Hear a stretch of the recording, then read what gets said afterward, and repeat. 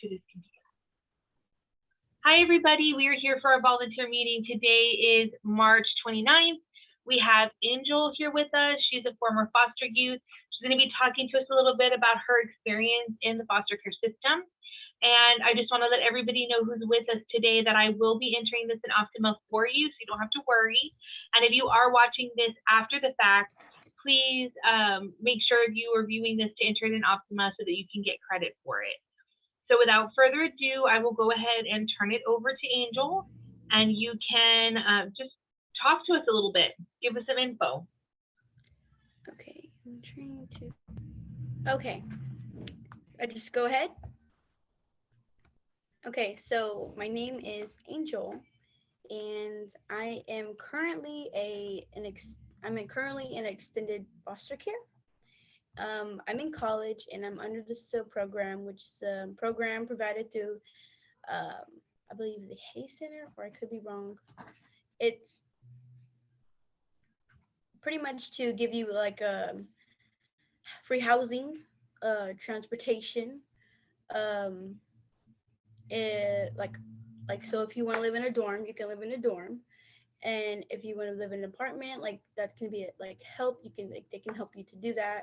But the only thing that you need is to either be a student or you need to be working. And so I'm in the SIL program currently, and so my dorm is free. My meal plans at my also, okay, sorry, I go to Texas A&M Kingsville, and my meal plans are free as well. If I need help with like transportation to go get a refill on a prescription, like today, or to go to the doctor, that will be like I will be assisted in that as well. Um, How do we get more information on that program for our CASA youth? oh, to provide information. Yeah, how do we get more information on the program that you're utilizing? Okay, to figure out like to find out more about the SIL program, you can just talk to your PAL worker if you have one. I'm pretty sure you have one because you're supposed to. You can talk to them and ask them if you want to be part of the SIL program. It's for after you turn 18, all the way, I believe, to 21. I could be wrong. And so for those years, you're gonna be an adult, and I know a lot of times you want to hurry up and get out of the system. But if you can take that free money, it's best that you do, because after like you're, I believe, 21, you can't go back. You can't go backwards, and you can't just ask for it. Um, I do believe though that during that time, if you at first decide that you don't want to stay in extended foster care and you don't want to be part of sub program, then you don't have to. But before you're 21, you have that time to go ahead and change your mind. But again, I highly suggest being part of the sub program, because it's super helpful. And sometimes I even get refunds. And so, like, if say I haven't spent enough money, I guess they'll give me that money back, and that helps because right now I'm trying to buy a car, and so when I see like there's an extra $1,000 sitting there for a refund, I get super excited. Um, that's the SO program. I do know that when you're in CPS, you get free tuition, which means you can go to any college or like any higher education form, like trade school. If you want to become a barber, stuff like that, that will be free. You're giving a tuition waiver. And so again, I'm at Texas A&M Kingsville. I am a freshman. This is my second semester, and my major is animal science, and I have a minor for wildlife photography. And so it's free. It's free. If I'm 72 years old and I want to go back to college because I'm bored, I can do that. And I probably will do that. And so I just want to stress that because a lot of times college seems out of the question because of how much it costs. But I'm telling you that no matter what your situation is, like there is a bright side, and that is the bright side, and that there's so many resources available to you. You just want to, you just need to be the one to ask, because sometimes your caseworker might not know how to relay that information, or they might be new or stuff like that. And if you ask them, they're going to be more than willing to go and do whatever they need to do and research any information to make sure that you're okay at the end of the day, because we want you to not survive the foster system, but we want you to become more than just a foster system. And so one thing that I do want to say is that being in foster care or being in CPS does not define you. And so you're speaking to our CASA volunteers right now. How can they assist our CASA youth to understand this? I mean, how would you recommend that we go about advocating for our CASA kids in order to receive these services? Okay, so the funny thing is my mom, I call her my mom now. I was in foster care and I had asked for a CASA and she took me in. This was like a rare case and everything. But she was the one that told me that, hey, what are you gonna do after high school? And I was like, oh, I don't know, probably like get it, just find a job somewhere, like I'll just wherever like I can. And she goes, you know, you can get free college. And I was like, I was in a group from at the time and I was kind of upset because no one else had told me this. And I was like, but I don't have money for that. And then she goes, no, like you can do it, like it's free. And then she was just like going out of her way to find like scholarships, to find like to see whether or not the schools I wanted to go to had the SIL program, or if they took the fee waivers and stuff like that. And as a CASA, 9 times out of 10, the kid's probably not going to go up to you and ask you. I don't know if they want to be shut down. And a lot of times they don't even know what is there. So if you do know about like the SIL program, or if you do know that the Hay Center gives you $1,000 when you're in college to spend on like books and stuff like that. I know for me, I have to buy books. Like everything else is paid for, the tuition, but except for books. And so I have to go buy books, and sometimes they're like $50 to like $100, and I don't have that money. But from the Hay Center, I have $1,000 for anything I need, whether it be for say I need to pay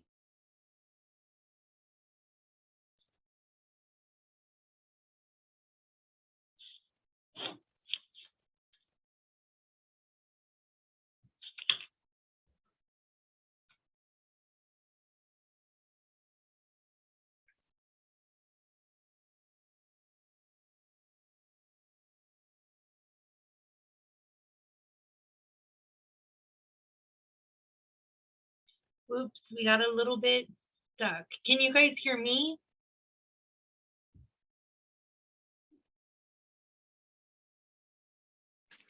I can, Nicole. Okay. That way, we'll just give her a minute. I think internet may have dropped.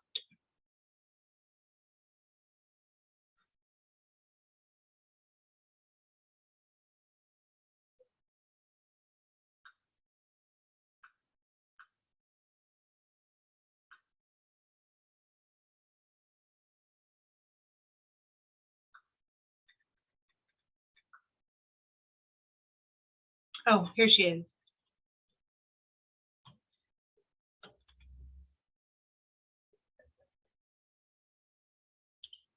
There you are.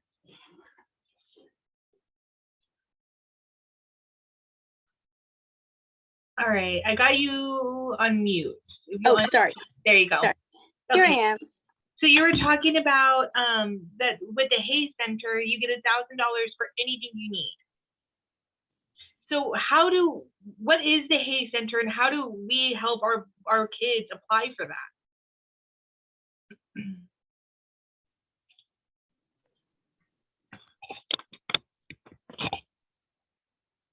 You said, what is the Hay Center? And then how do we help our kids apply for that funding? Okay, so the Hay Center is provided to you through your PAL worker, I believe. Everybody has one. I think it's just a matter of reaching out to them. That's a tricky question because I don't really remember how I got involved with my PAL worker. but I do know all of that comes the minute you sign the extended foster care agreement. Okay. And then also POW meetings are meetings that you're supposed to get, I think, once a year, like whenever you're in CPS. And there's also the KC exam. If y'all don't know what that is, it's just an exam, like your strengths, like things about you, just stuff like that. I know that's important, but I know that every year there's supposed to be like, you're supposed to have like a POW like week thing, and you go and learn how to write resumes, you learn how to dress for success, like you learn all the things like that. Depending on where they're at, like they should be informed of that. I can look up some more stuff, and I can even ask my mom about that. So the PALS worker helped you also with applying for the fee tuition waiver? Or did you have Yes. to do that on your own? And let me ask you this question, maybe you can help me. I know your mom helps you a lot too, but did you have to fill out FAFSA and go through that process as well when you were getting ready for school? Okay, yes, that is on the child themselves, because Okay. my mom, she like when the minute she became a mom, like she resigned from being in CASA because they cannot mix. So she resigned herself from the case to take me in her home. Wait a minute. So your mom was your CASA volunteer? Huh? Your mom was your CASA volunteer? Yes. Oh wow. I remembered that, but I just wanted to emphasize. Yeah. Cool. Yes, it was pretty crazy because I didn't really have anyone to talk to, and they always had the 5-minute phone calls, and I was there on my own, like no family, and so I asked for a CASA, and a lot of times kids do get CASAs just for extra presents. That is the case sometimes, and I was like, y'all are crazy. Anyways, I got a CASA, and she ended up like inviting me and her family, and here we are. But as far as the FAFSA, POW can help you do that. Like that's mostly going to be out of the kindness of their heart. I don't really think that there's maybe there might be like people that actually assist with that, because I know people have asked me a lot, but I was just like, oh, I already did it. Yeah. So I don't really know, but I do know that my mom, she helps me fill out FAFSA, and I do know that I think you might need to upload the waiver, the tuition waiver, but the tuition waiver you can request from your POW worker. So if say you're the CASA and you have a child that you're the advocate for, you can ask the caseworker for who the POW worker is, for who the Hay Center is for this child, like who's designated to them, and then you ask the POW worker about the fee waiver. Got it. Like the tuition waiver, it's a college tuition waiver, and then I believe you sign that, and I think you upload that on the FAFSA, and you need to, because that's proof that you're a ward of the state or orphan, and so then, I mean, everything, like, it's free. Do you have to use your mom's financial documentation in order to fill out the FAFSA, or are you? No, okay. He looks just like him when he was a baby. And then I have some more questions that are coming in via text message. So I have one here that says, how do you pay for food and extra things that you need right now while you're in college? And then also, how often does your PALS worker stay in communication with you? Okay, so I know the POW worker. Okay, so my caseworker comes every month to see me. My POW worker, they touch base every now and then, but it's more so led by the person, like by me, myself. And that could be just my case because they know that I'm usually on it. Not bragging. But I mean, they'll give you their number, they'll give you their email, and you'll be able to ask questions. You'll be able to call them when you need help. And then sometimes you can go into the office. I didn't really live by the office, so that's why I know there's different zones for where at. Oh, we're in Kingsville. Sorry. And you're from San Antonio, right? I'm from Houston. Houston. And so now that you're in Kingsville, they still come visit you here, Yes. Okay. Oh, the power worker. your caseworker. Okay, so I have a caseworker at home in Houston, and then while I'm in college, I get an LCP. Okay. That's caseworker, but that's designated to my area. So I don't know if you're familiar with I don't even know my own caseworker's name. Stacy Jones. I don't don't know know the name, but maybe some of the others do. Okay, I mean Kingsville's pretty small. Yeah. But they do come see you once a month. I know that they're constantly checking on you to make sure that you're okay. And again, we are adults whenever you're in extended foster care. When you're in the SOAP program, we are adults. So they're not going to be on your toes. They're going to allow you to be an adult, but they do come and ask you, do you need help? Like, can I assist you with anything? Can I give you a ride? And also one thing that's super important is foster care is under a Superior Health Plan. Yes. Okay, Superior Health Plan, you get a quarterly allowance of $30. And so, like I said, I take advantage of every opportunity there. You get an allowance of $30 for things like feminine products, like a scale, like wipes, like deodorant, razors, things like that. Like those are for us, and it's like at our I don't know, basically like that's something that we can use. I would say for a CASA, like my best advice to just look into things before the child asks, because you want to tell them, you're their advocate. You want them to do what's best. I know that there's like different scholarships for specifically for fosters, and like a lot of times it's like whatever your area you're in. Yeah, I can manage the chat if you'd like. Oh, it's okay. Okay. As a child in the foster system, looking back, what are some of the most helpful things your CASA has done for you when you're younger? For college, the most helpful thing she's done for me was actually helping me do my FAFSA, actually calling the PAL worker to make sure that I got my tuition waiver when I need it, helping me look into schools because I didn't know what I was getting into. And she was there like every single step of the way. She taught me how to build a resume. She taught me how to write professional emails, because I mean, that's serious. That's important, especially whenever you're wanting to go to college or you're wanting to get a job. And again, the SOAP program is not only for those that want college, because college is not for everybody. So the youth that you're working with, they might not want to be in college. And so even telling them how to dress, or like, again, how to write a resume, or how to properly speak, or address someone in an email, how to forward or CC something, like those are things that are so important, just like the fundamentals. I don't know, my CASA was extremely helpful because she was just whatever, like if I wanted to look into something, she would look in with me. She would call people to make sure that things happen, because a lot of times when I called, being the youth, not everyone took me seriously, because again, I am the child. And so when the CASA steps in and is like a little bit more assertive, then they're willing to push things. Like I know for the ETV, it took me like 3 months for the process to get going, because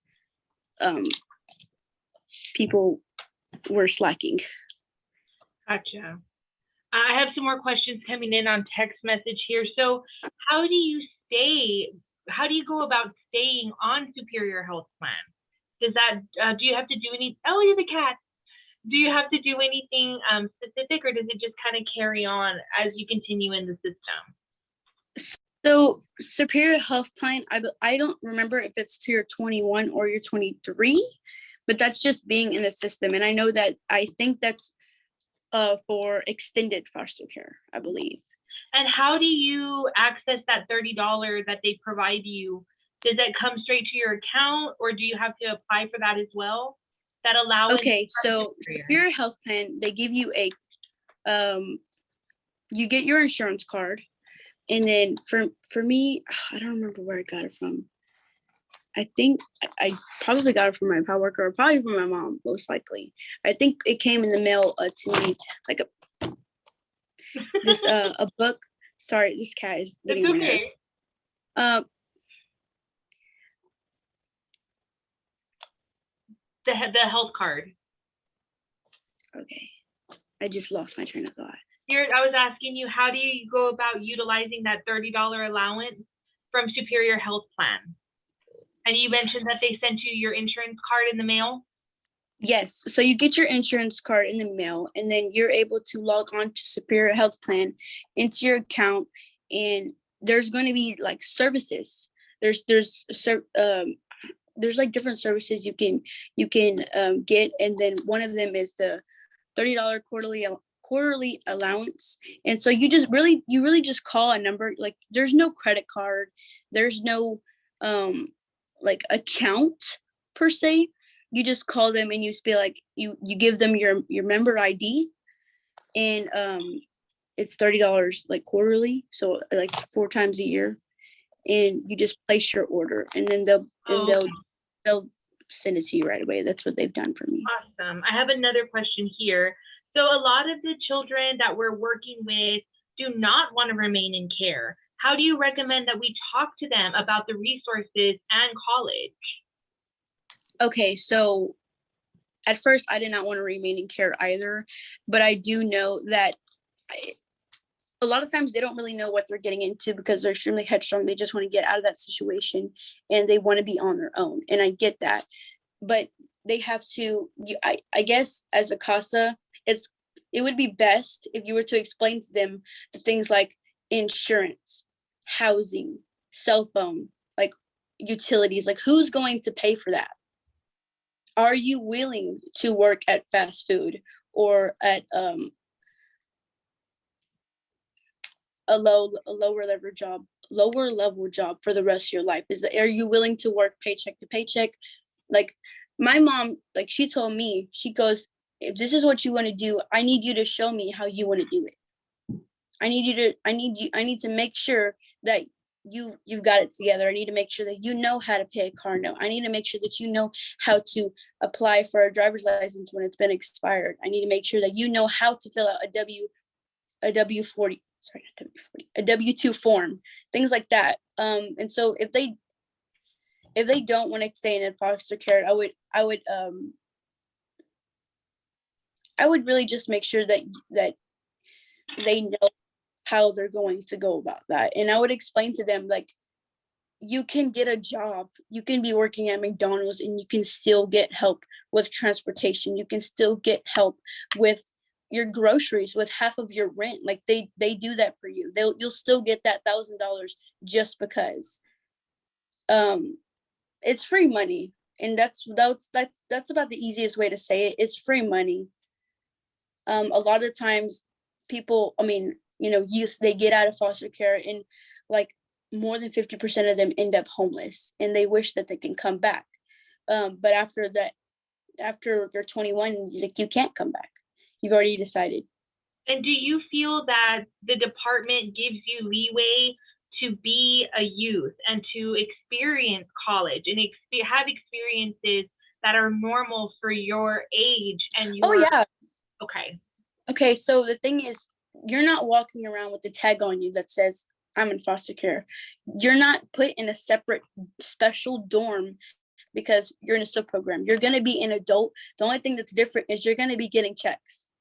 Yeah. You're going to be getting one person coming once a month to ask, how are you doing? Is there anything I could do for you? You are an adult at this point. And so they're not going to be on your toes. They're not going to be sitting there. Did you take your medicine this morning? These are things that you're going to have to do on your own. For me, I'm in a dorm with everyone else. I have a roommate like everyone else. I do like things someone would do in college because I am an adult.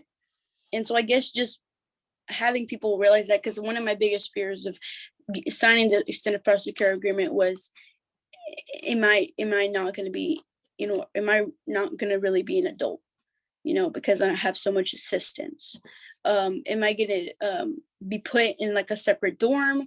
Is it gonna be like super obvious? But it's like, no, you're a normal Awesome. person. I have another question that came in here. So you live in Kingsville, we're a really rural community. How do you go about getting around? Like if you need to go to the store or you need to do something? Personally, I have a bike. That's how I get around. And I also have friends that give me rides. But when my LCP comes, like my caseworker comes, she will give me rides if I need them. Awesome. And then also you get bus cards from PAL. You can ask for bus cards. So if you need and I don't think there's buses in Kingsville. Mm-hmm. No, only whenever you're at the school is the blue and gold bus. Sorry, I keep forgetting we're not in Houston. I mean, if you're okay, personally, I'm working right now. I literally just got off work. I'm working and I'm going to college, and I'm working to get a car because a lot of times it is a bit stressful having to ask for rides all the time. Just stuff like that. I guess it is a bit different though if you're a CASA and you're in the same town as that person. That's a bit different, but also again, these volunteers, they have a life and a job as well, and I get that. I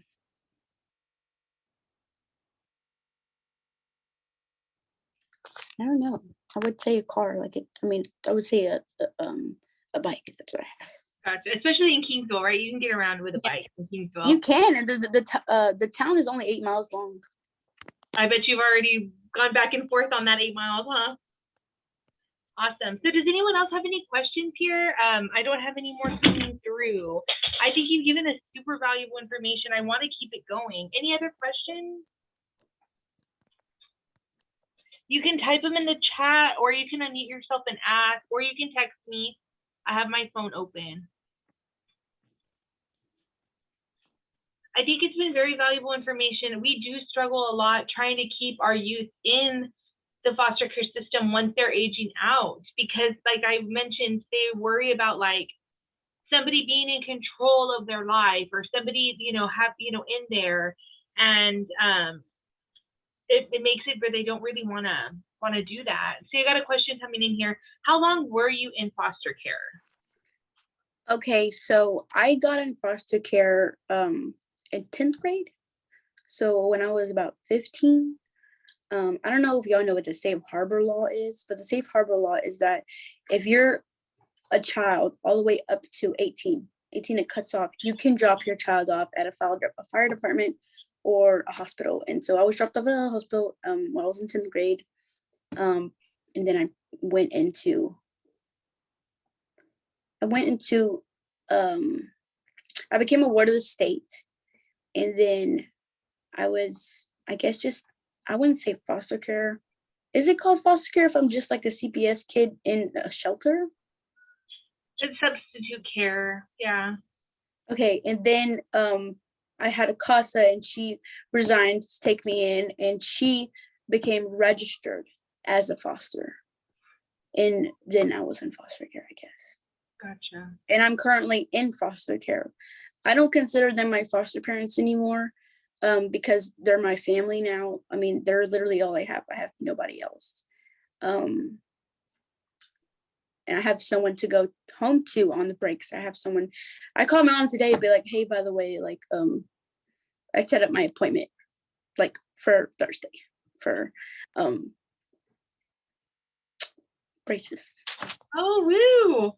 Yeah, that's something I've been working on a lot, actually. And also, as a CASA in court, your job is literally to advocate for the child, like to voice their opinions. And so my mom, I know, like, the only reason I'm getting braces right now is because she's pretty assertive. And we went to court and we asked the judge for what is it called when a judge requests something, like he puts in an order or something? Yeah, an order. Okay, he did that. I were to get a referral for medically necessary braces. And so just stuff like that. I guess if you can push for anything that you know the child needs, I would do that. And a lot of times it can get shut down. But I don't know. We also have an attorney on the call too. She's an attorney for children in the foster care system also. So what information would you want for an attorney to know as far as what you need, what kids need while they're in foster care? I'm sorry, I was trying to read the comment. Can you repeat that? Oh, you've got some comments here. One of them here says, "Great job, Angel. Please keep up your education. It's important. Stay positive. You're on the right path. Thank you for your presentation." And then another one here says, "You said not bragging at one point, but you should totally brag on yourself. You're doing awesome." And I mentioned that we have an attorney here. She's an attorney ad litem for kids as well, and also for parents. But what would you want an attorney to know? Like, what an attorney do for the kids in foster care? How could they better assist you and other kids?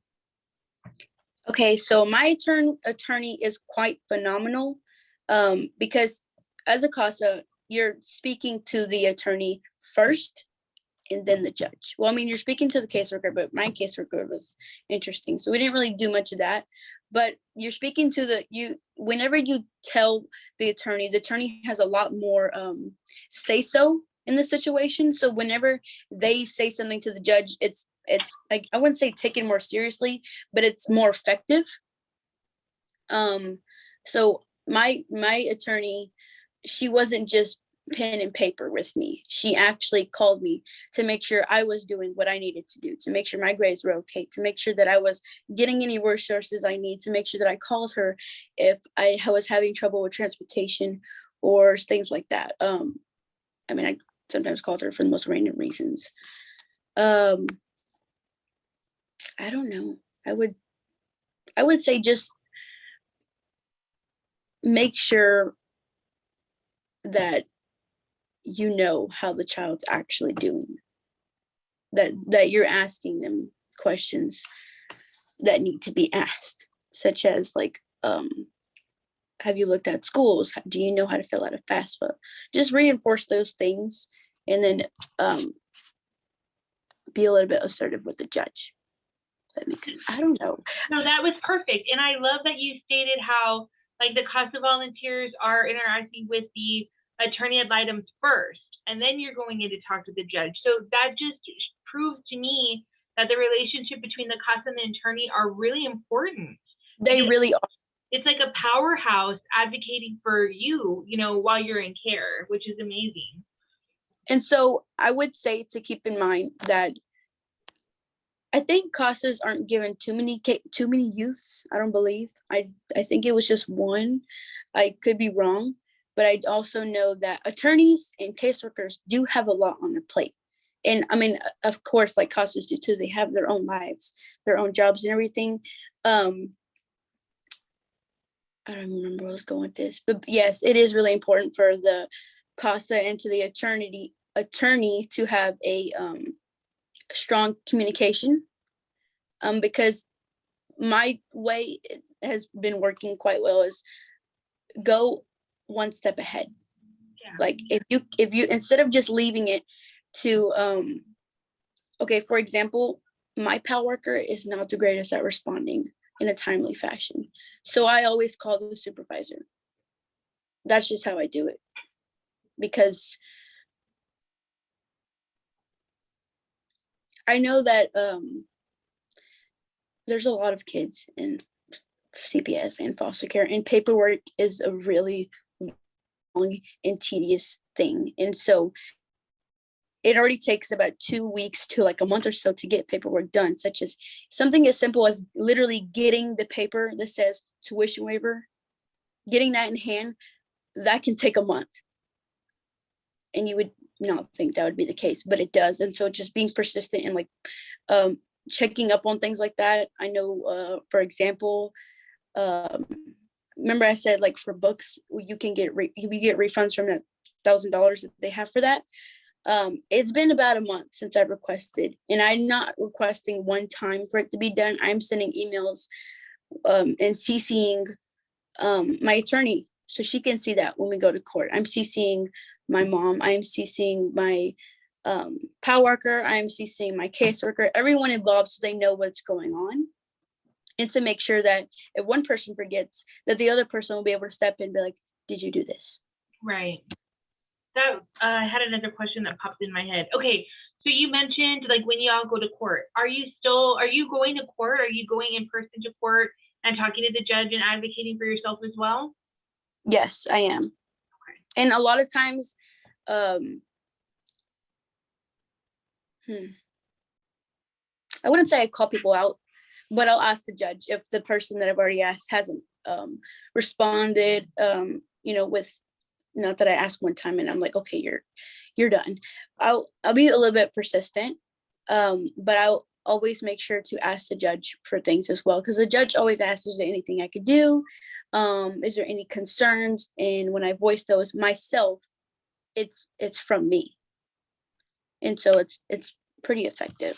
Can we ask the judge to buy you a car? My judge, awesome.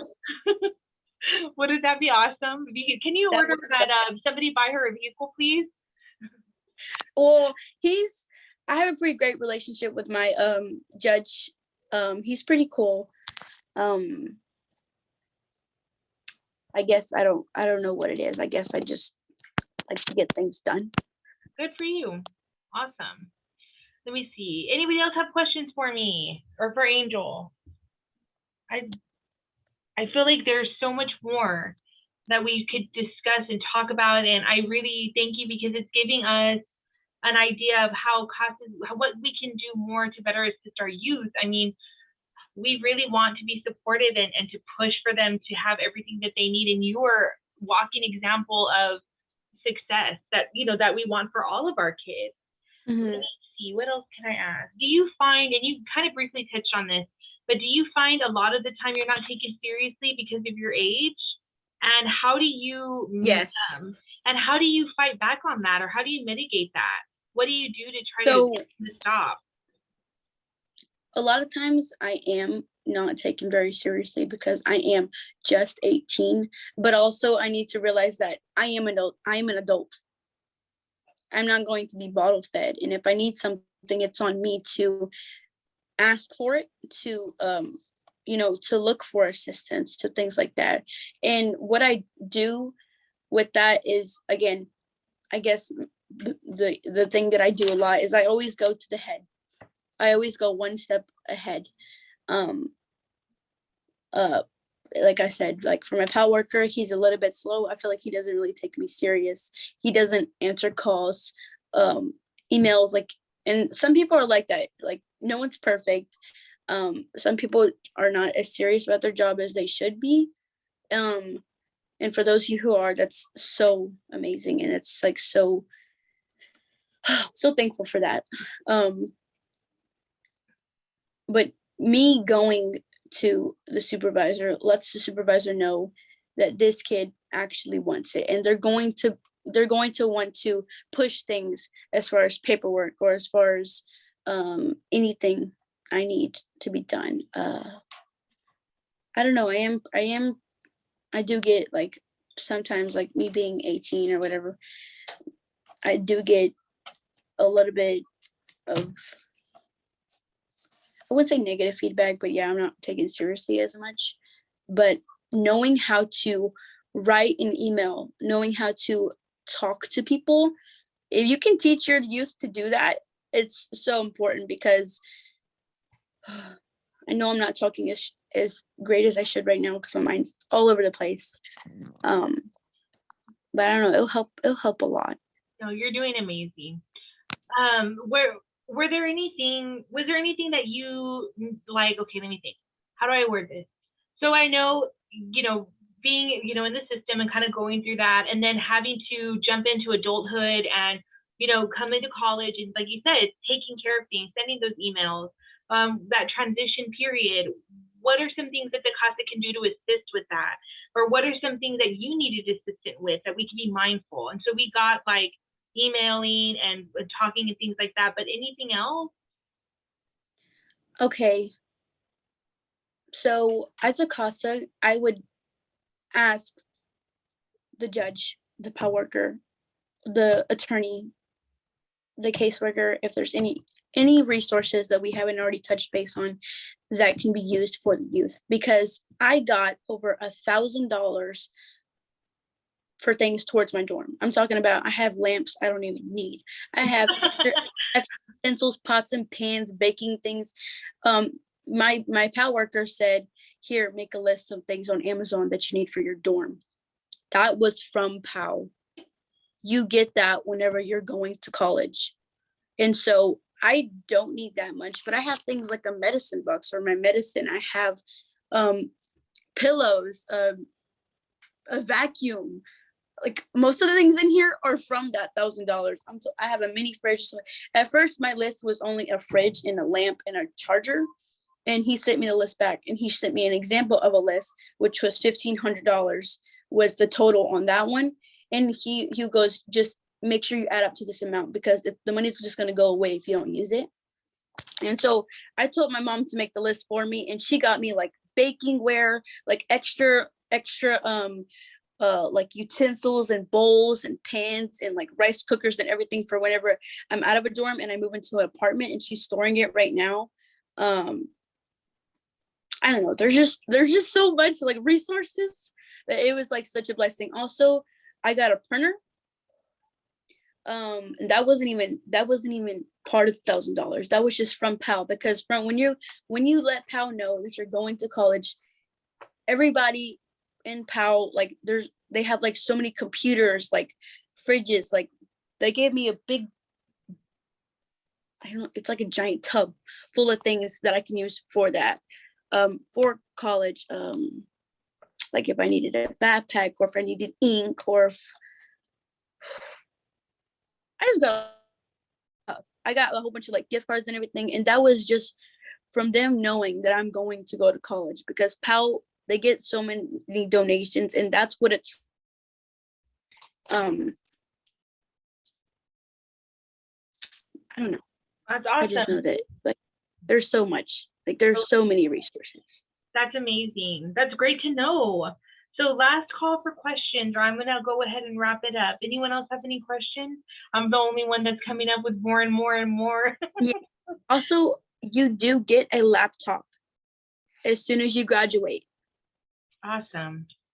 Not graduating college. As soon as you graduate from high school, you get a laptop just for graduating. And that's what I was on Zoom with, but my dorm Wi-Fi, I don't know what it was doing. I made a bunch of notes too. So Okay. I've got another one here. Great job, Angel. Thank you so much, and keep conquering all your goals. Best of luck. Thank you so much. Alrighty, great. Well, I'm going to go ahead and wrap it up. I thank you so very much for allowing me to record this. I'm going to share it with the other CASA volunteers, and we'd love to have you back and check in and see how you're doing, if that's okay.